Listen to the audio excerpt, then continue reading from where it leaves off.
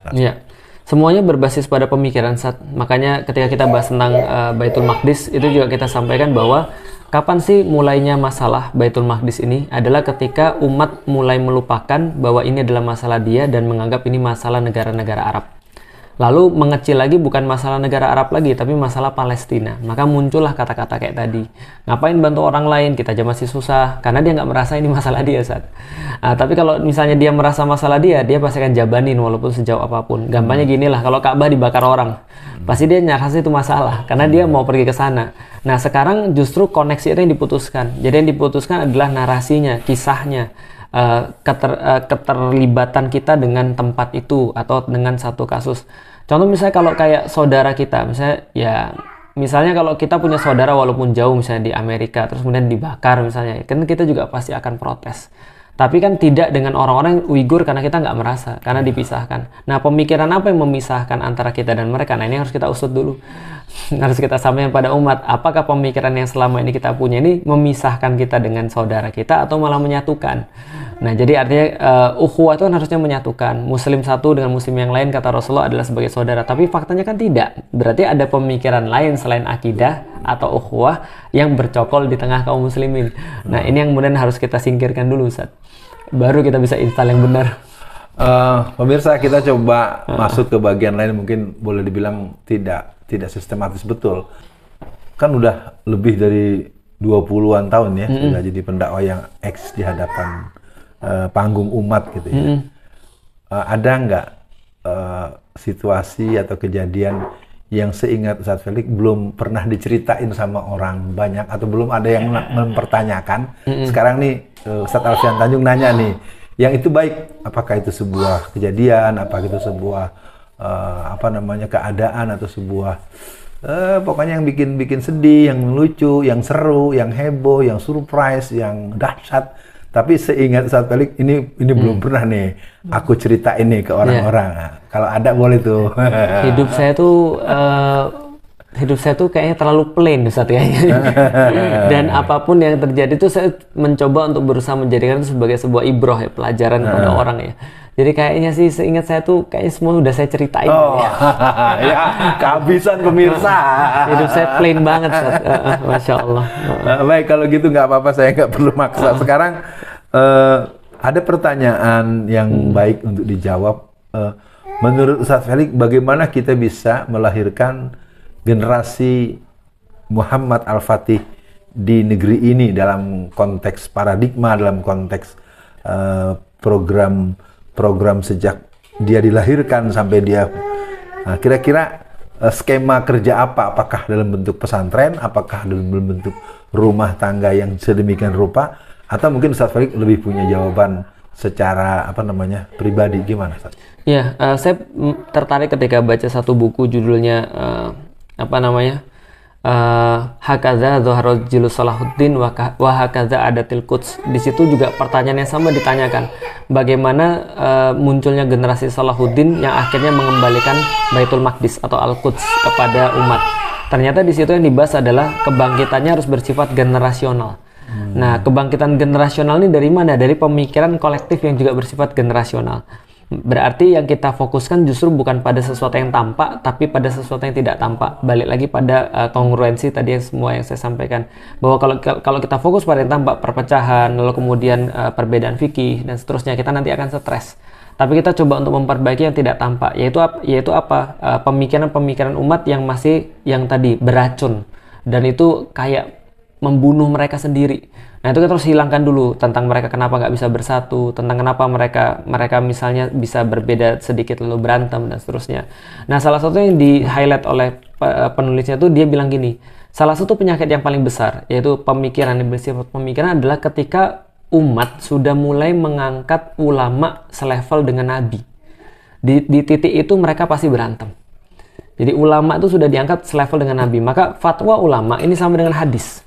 Jadi ketika itu bermasalah dan kemudian mereka tidak akan bisa bersatu. Nah, ini salah satu contoh lagi misalnya bahwasanya mereka terpisah satu sama lain hanya gara-gara misalnya kesultanan dan seterusnya, padahal mereka adalah satu. Nah, ternyata semua pemikiran-pemikiran yang salah ini dibabat habis sama Imam Ghazali pada saat itu. Nah, maka ada seorang ulama seperti Imam Ghazali, ada seorang penguasa seperti Nizamul Mulk, ada seorang penguasa yang lebih besar seperti Imaduddin Zangki, ada anaknya seperti Nuruddin Zangki, lah itulah kemudian menghasilkan generasi Salahuddin. Nah ini yang kemudian kita lihat kerja berat, tapi kerjanya ini ya balik lagi, gimana konkretnya? Konkretnya adalah memperbaiki hal-hal yang tidak tampak. Kalau diturunkan dalam skala Indonesia, ini kan kita pernah ada Ki Haji Ahmad Dahlan, kita pernah punya Hasyim Asy'ari, kita pernah punya Sudirno. Ini kalau ditarik ke sini, katakanlah Hamka ini kan punya ayah Haji Rasul segala macam.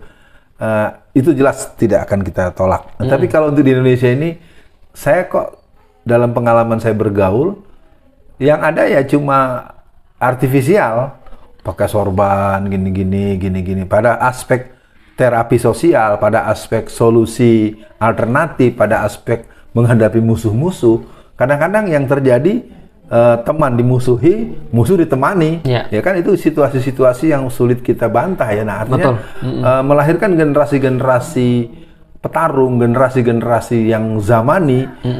Kalau kita tarik sedikit untuk di Indonesia hari ini, atau hitungan kan yang disebut-sebutkan nih era Indonesia Emas 2045 ya, walaupun ya kalau bahasa saya mah mungkin saya udah nggak ada kali ya, udah kejauhan itu kan ya. Kalau Ustadz Felix mungkin pas gagah-gagahnya itu ya. Waduh, bisa jadi apa, bisa Amirul Mukminin.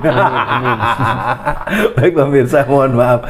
Gimana kalau untuk di Indonesia, reproduksi orang-orang sekali berhamka segala macam, sekali bernasir, sekali berkartoswiro segala macam itu melalui medium apa menurut antum? Kalau ulama pasti munculnya dari ulama lagi, Sat. Nah, artinya kalau ulama kan bukan dihasilkan oleh tempat ya, tapi oleh orang. Nah berarti kalau saya sih tidak begitu khawatir tentang ulama di Indonesia, udah banyak sekali, Sat. Ulama-ulama Indonesia udah banyak sekali. Yang belum ada adalah orang-orang yang bisa menggerakkan.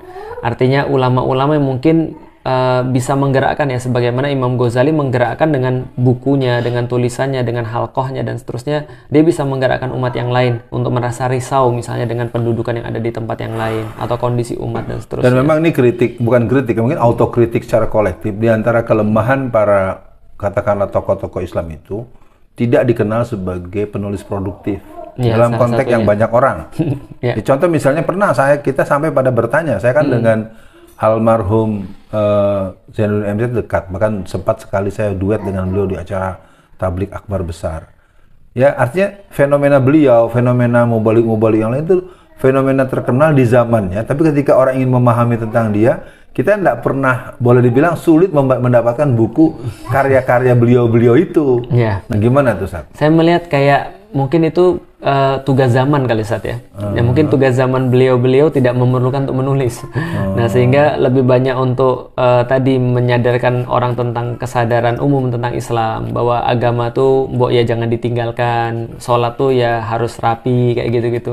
Nah sehingga tugas zaman itu dilanjutkan oleh ulama-ulama setelahnya yang mungkin lebih berat lagi. Ya, artinya Indonesia dulu pernah punya tugas zaman yang berat. Setelah itu ketika kayak dihapus terus di reset kali ya, terus tugas-tugas zaman itu mungkin dilakukan dengan lebih sederhana lah. Berarti ya mungkin tugas zaman itu dilanjutkan lagi sekarang ketika ulama-ulama harus punya karya-karya produktif, khususnya pemikiran gitu kan ya, bukan hanya buku-buku yang bersifat ceramah tapi pemikiran gitu. Baik, Ustadz Felix ini mudah-mudahan berkenan menjawab ya. Kita pernah dengar adanya upaya untuk berkolaborasi di kalangan Ustadz muda ya. Tersebutlah nama Ustadz Felix, Ustadz Adi, Ustadz Abdul Somad, dan kelompok-kelompok muda ya, yang saya lupa nama istilah itu ya. Nah sekarang apa yang bisa ditempuh agar yang tokoh-tokoh pergerakan yang agak tuaan dikit lah ya, seperti saya, Ustadz Bahtiar Nasir, Habib Rizik, atau siapapun yang kira-kira yang ini kan juga mereka masih hidup nih, kalau mereka udah nggak ada, nggak kita bahas ya. Nah kira-kira di kelompok tengah tua ini ya, menjelang tua ini, apa yang baik beliau lakukan sehingga jangan lalu akhirnya masing-masing saling memaklumi, tapi sebenarnya masing-masing tidak berinteraksi. Nah, ini satu hal yang dilema, yang ada saling memaklumi, tunggu-tungguan, andel-andelan, nanti ujungnya salah-salahan. Nah, ini nggak ada yang berbuat gitu kan. Gimana Ustadz? Mungkin Ustadz Felix punya semacam stimulan ya kan, didengar oleh beliau juga mungkin nanti. Bagaimana dengan satu pengalaman yang kurang lebih 40 tahun saya malang melintang di gerakan dakwah dengan segala kekurangan yang saya punya, dengan segala keterbatasan. Tapi kan paling tidak peran itu sudah dimainkan dan saya sudah belajar mondok 4 tahun ya kan. Dan kemudian Habib Rizik pun alhamdulillah sudah keluar, Habib Bahar pun sudah keluar, Ustadz Bahtiar Nasir pun masih sangat eksis dengan EQL-nya. Tapi kalau dilihat sahabat-sahabat seumuran saya ini belum sampai kepada sebuah orkestra gitu. Ya orkestra kan tidak harus dia duduk di satu forum dan kumpul bareng-bareng secara fisik. Tapi kalau saya merasakan ya perlu mungkin sebagai bentuk tawaran. Gimana Ustaz? Ya, agak ini ya Ustaz ya, kalau saya menasihati atau memberikan saran mungkin agak kurang pas ya.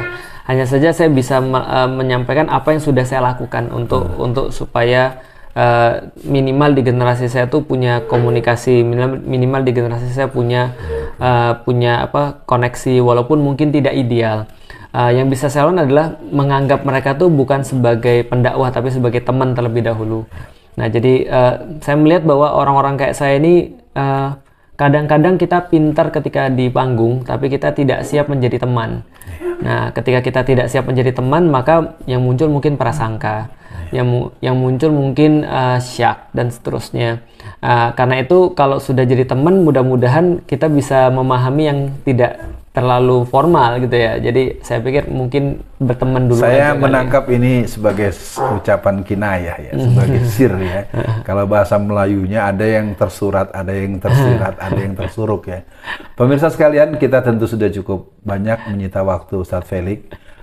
Saya akan sampai ke bagian-bagian menjelang akhir. Ustadz Felix, di titik ini apa pencapaian-pencapaian yang Ustadz Felix masih kepengenan? Masih kepengen apa nih? Apa pengen bikin masjid 1 juta jamaah? Atau ingin bikin apa? Kalau Ustadz Fadlan kan ada kapal besar, kapal dakwah. Nah, kalau Ustadz Felix di titik ini apa nih yang masih dipengenin kalau bahasa Betawinya nih? Ya, saya pengen lihat umat itu bersatu. Saya pengen lihat umat itu bersatu dan umat ini menginginkan Islam sebagai solusi hidup. Nah, itu yang saya inginkan tuh, yang belum terjadi. Kalau dibilang jembatan antaranya apa nih kira-kira? Apakah dia merupakan sebuah kelembagaan? Apakah dia berupa sebuah program? Atau sebuah apa gitu yang bisa mengantarkan ke sana? Kalau bersatunya umat itu saya pikir akan dimulai dengan jalinan hati dulu ya. Akhirnya ketika mereka minimal perasaannya sudah sama, mereka minimal sudah punya kecenderungan yang sama, maka jalinan itu akan terjadi. Walaupun mungkin belum punya efek apa-apa tapi sudah jadi Ustaz. Ya, jadi walaupun orang tuh belum nikah tapi dia sudah saling suka, dia sudah bisa saling menjaga perasaan, dia bisa untuk lebih memaklumi orang yang mungkin tidak sempurna, dia sudah mulai bisa mengadvokasi kalau ada orang lain yang susah, atau membantu atau bahkan lebih utama lagi mengutamakan orang lain daripada dirinya dan seterusnya. Ini kan adalah program yang Rasul sampaikan ketika beliau mengumpulkan para sahabat.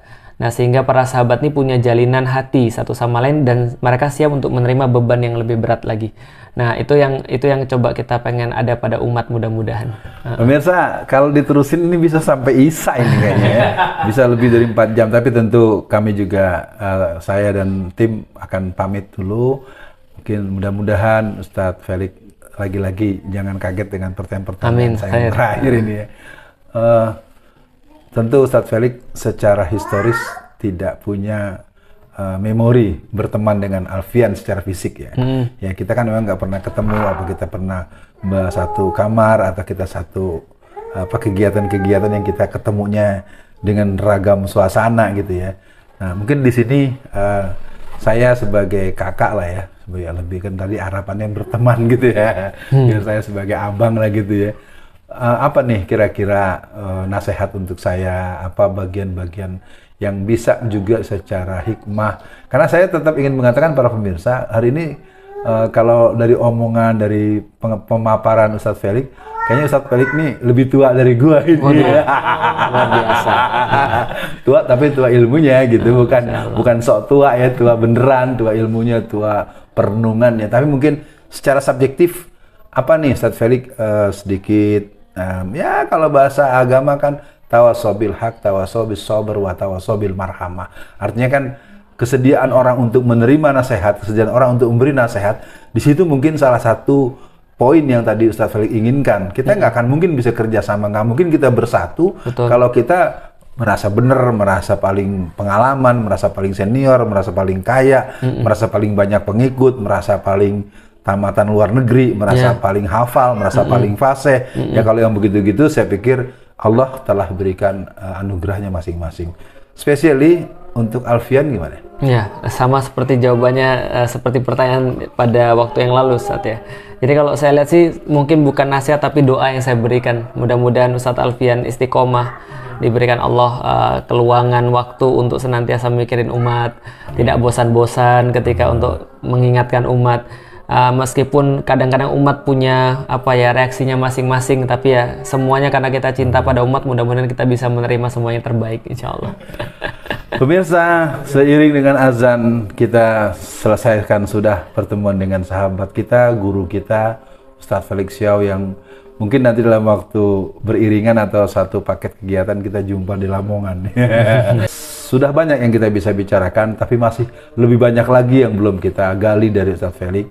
Dan Ustadz Felix, saya dan tim dengan rombongan yang ikut datang ke sini memohon maaf ya kalau ada yang kurang berkenan. Santai. Datangnya dengan cara-cara yang tidak sesuai dengan tradisi Ustadz Felix yang selama ini. Kita yang minta maaf. Tapi memang tetap saja ada yang kurang, nggak sempat ketemu dengan ponakan dan keluarga, tapi nggak apa-apa karena sudah sempat kenal. Sampaikan salam kami buat ibu, buat anak-anak dan segala macam. Dan pemirsa sekalian, kita sudahi Uwat bertamu pada hari ini dengan Ustadz Felix, sebuah ustadz legendaris dalam dunia digital. Dan ini bukan saya mengada-ada Ustadz Felix, Ustadz Felix jangan salah paham. Bukan saya bombastis, tapi memang sudah menjadi rujukan. Sebetulnya tim saya satu waktu juga mungkin mohon langsung untuk bisa konsultasi gitu dengan Ustadz Felix langsung gitu ya. Nah, mudah-mudahan nanti bisa. Sekian dan demikian.